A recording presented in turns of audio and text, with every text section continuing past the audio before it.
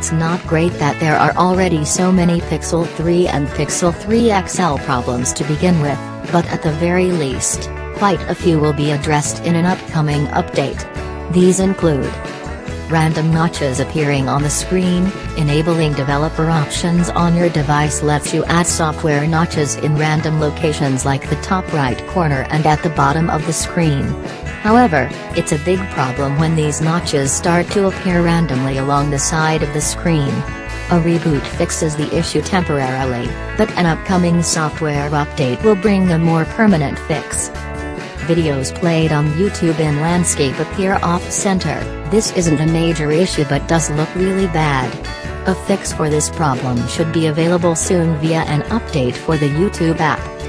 No sound is played when connected to Android Auto. No sound plays through the car speakers when the device is plugged into an Android Auto unit for some users.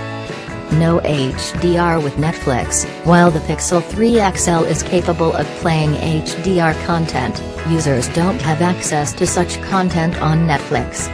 This is caused by delayed device certification and should be addressed shortly. Enlarged, zoomed selfies when using Snapchat. Some users have noticed that selfies are automatically enlarged or zoomed into when using Snapchat. Snapchat is looking into this issue and should have a fix available quickly. Photos are not saved. Many users have found that photos taken with the Pixel 3 and Pixel 3 XL are not being saved.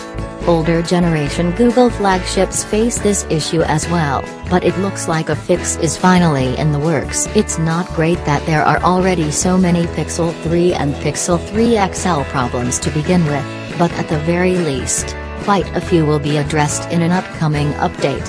These include random notches appearing on the screen. Enabling developer options on your device lets you add software notches in random locations like the top right corner and at the bottom of the screen. However, it's a big problem when these notches start to appear randomly along the side of the screen. A reboot fixes the issue temporarily, but an upcoming software update will